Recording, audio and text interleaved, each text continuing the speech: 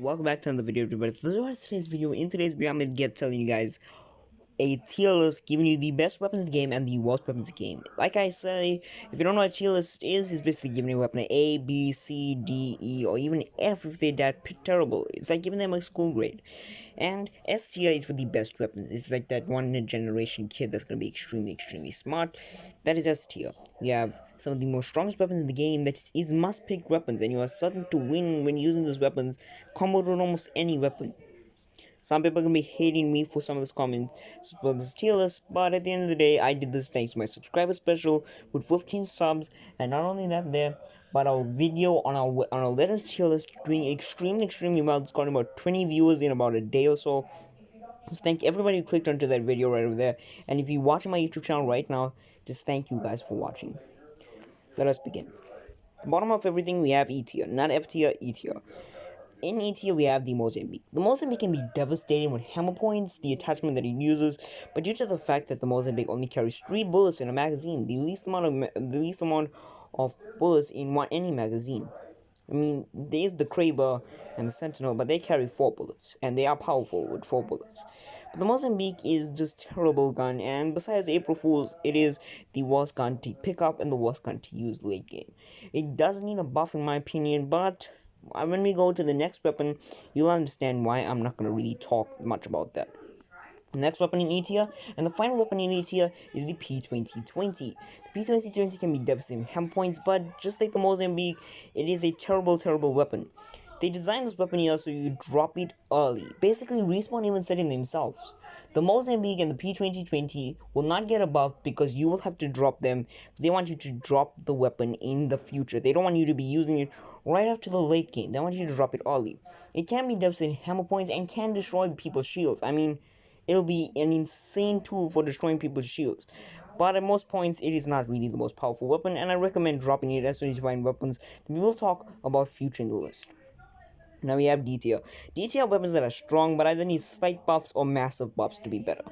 At the bottom of D tier we have the charge rifle. The charge rifle was once considered, in my opinion, as one of the strongest snipers ever. I mean, it is strong, but every sniper got a massive nerf with sniper ammo. Sniper ammo is actually hated right now, and snipers in general should not be used as your must-pick weapons.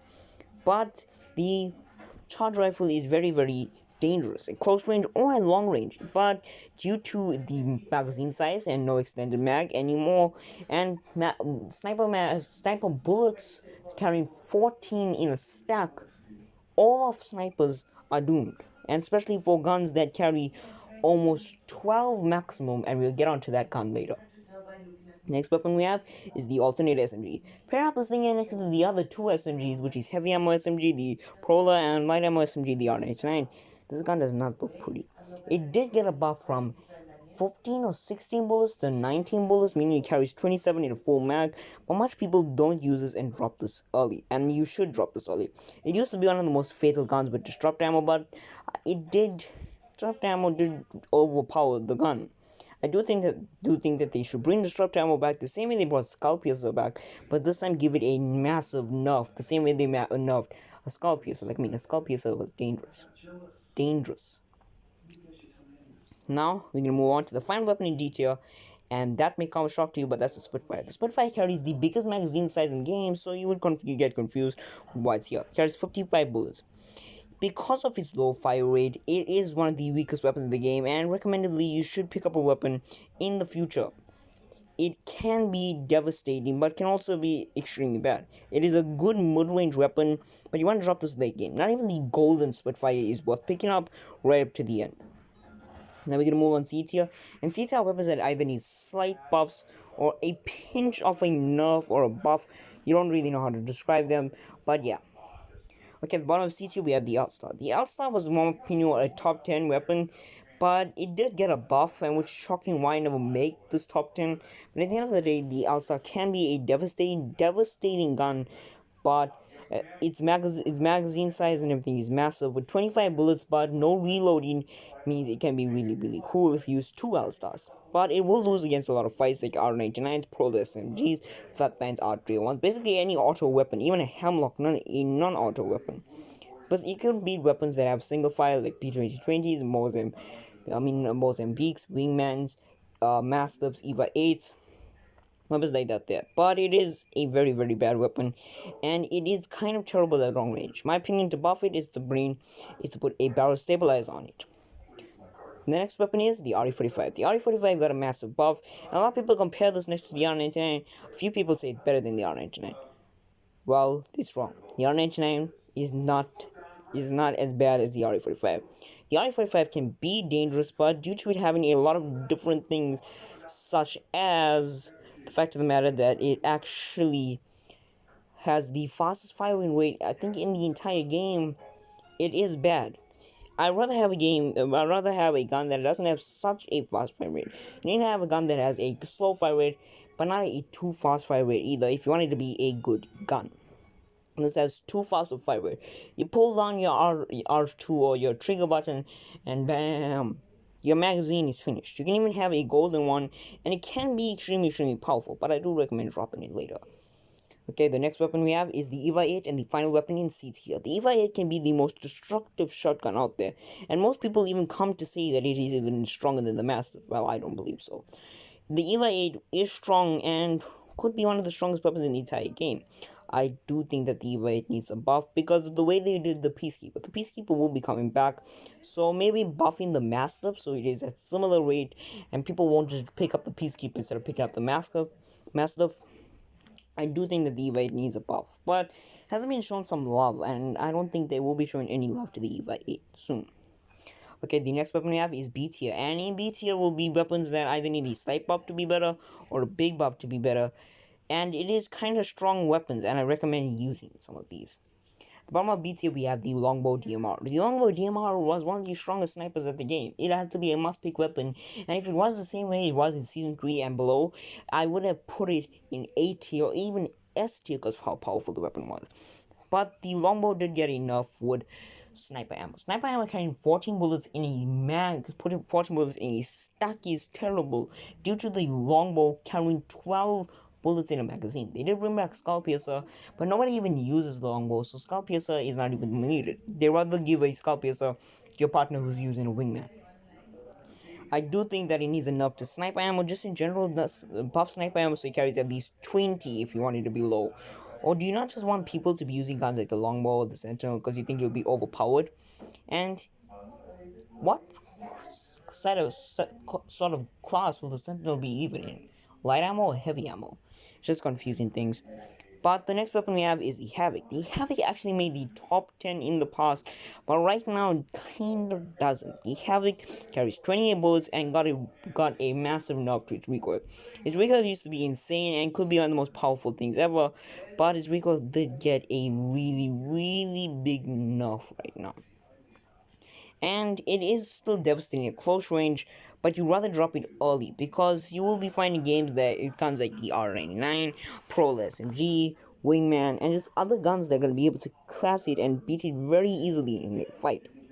The next weapon we have is the Triple Six. The Triple Six is the most versatile sniper and in most people's opinion, the best sniper in the game. It also carries 8 bullets and can be a good enough thing with sniper ammo.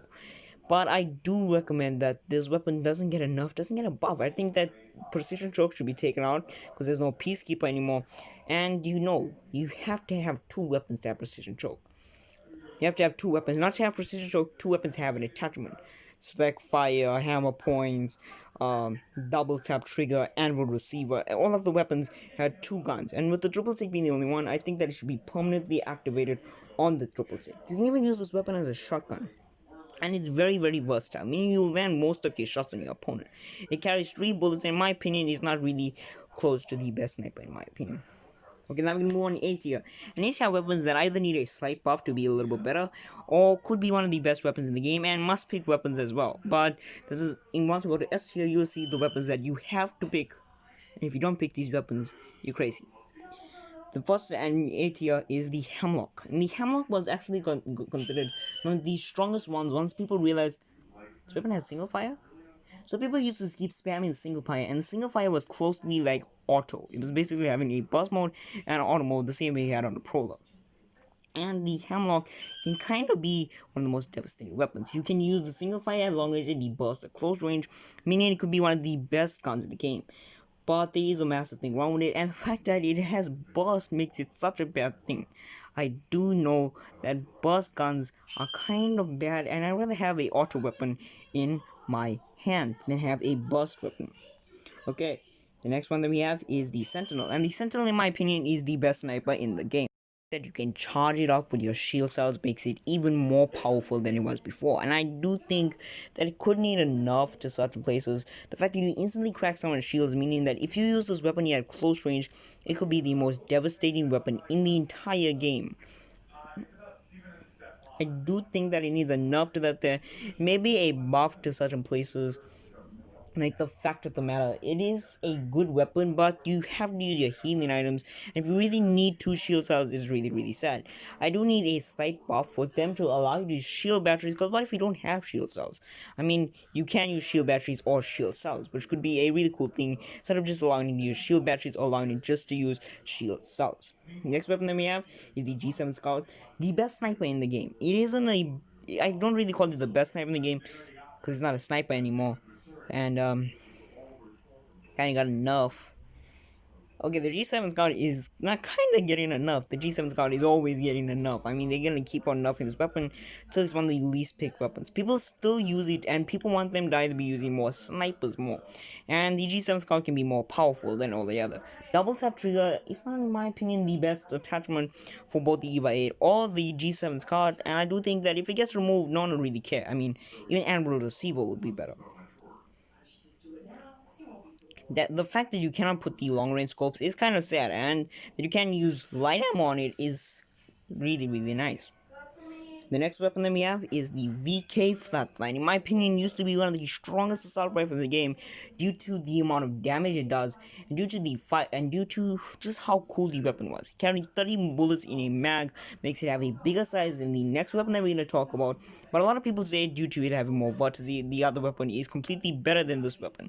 I do think that this weapon is better, because to tell the truth, there's opposite of heavy ammo, there's a light ammo weapon, and the light ammo weapon for this is kind of weaker at close range, but could obviously kill the flatline mostly. The next weapon we have, and the weapon I'm going to talk about right now, is the R301. The R301 can be the most powerful assault rifle in the game, and it has the best vertice. It carries a light cinematic barrel stabilizer, stock, putting 2 times optics on it, means you can use it at close range or at mid range. This weapon here is a beast, and almost made it to S tier because of how big of a beast it is. And I can't believe I've actually said this, but I haven't said this yet. But the Devo, the Kraber, and the Peacekeeper are actually not going to be in this list due to them being care package weapons, meaning that they are SS tier, meaning you have to use them as soon as you find them. Yeah. Back to the video. Android receivers use the allow you to change between single fire and auto. Oh, wait, did I not mention this? You never needed single fire to change it between you never needed Android receiver to change it between single fire and auto. Yeah. Due to it also being very good at mid range, there was no point of using it single fire. I do think that single fire should be removed of the R301, and it is just a really good weapon without this. Now we move on to ST, and ST is max pick weapons. If you use this weapon here, you are certain to win the rest of the game, and you do extremely well. And at S tier, we have the Wingman. Due to the Wingman being one of the most dangerous weapons, you cannot nerf this weapon. It will still be considered as the best weapon in the game for PC players. PS4 players have a better time. I mean, console players have a more confusing time when it comes up to the recoil system. Even though they have aim assist, it's not really as easy to aim and kill someone as it is to do on PC. And I do think that it does need a slight buff to maybe PS4 players. Scout PSI is strong. Scout PSI is back. They carry 8 bullets instead of like, it used to carry 12 at one point, which was kind of massive. The Wingman is just strong right now. Doesn't need enough, doesn't need a buff. More or less, they should just keep it the same and be satisfied with the way it is right now. The next weapon we have is the Prola SMG. But like, how is this not the best weapon in the game? It has auto mode that's completely more powerful than the next weapon I'm going to talk about. Well, the fact of the matter is that I don't like weapons that require things like hammer points and select fire to be more stronger than they already are, and it can be really stupid. I mean, extremely stupid. Stupid crazy. Stupid crazy. I'm not never meant to say stupid, but stupid crazy. It is more powerful than the next weapon to talk about. But like I say, I do not want to find an attachment. I once won a game with a prowler without select fire because I never found the select fire the entire game. For sometimes you can have the best luck finding a prowler, heavy ammo, and select fire. Most of the time you don't. Okay, we are about to talk about the next weapon. Set up the drum roll, please. The next weapon is the R99, the best weapon in the game due to its vertices, recoil system. It's just the best weapon in the game. It will lose to the Pro SMG, but guess what? It doesn't have a burst mode. It's a full auto weapon, can be powerful. I do think that the weapon does need a buff, by the way. How bad they are making it look. I mean, it needs a buff because they put it in next to the Prola, and the Prola is still bad. Even though it's the best weapon in the game, due to it not needing a hop up, I do think that it needs a buff because of the way the Prola is, and the Prola being a better weapon than it is. Maybe a buff that makes them both as good. Maybe instead of dealing 12 damage, it deals 13 damage because the Prola deals 15 damage per bullet. Yes, I just said that. 15 damage per bullet. Okay, if you haven't already, make sure to smash like, subscribe, and let's comment down below if you love this video and how you feel about this video right here. Also, make sure to go follow me on Twitch at Gaming4Noob. Gaming like 4 Noob. I mean, I accidentally got confused with the name over there. I got everything wrong. So yeah, just thank you guys for watching. I want to thank you guys for watching, and make sure to smash like, subscribe, and it really helps your channel a lot to better in the future. Also, comment down below if this video was bad, and I'll make sure to do either a part 2 or learn from my mistakes.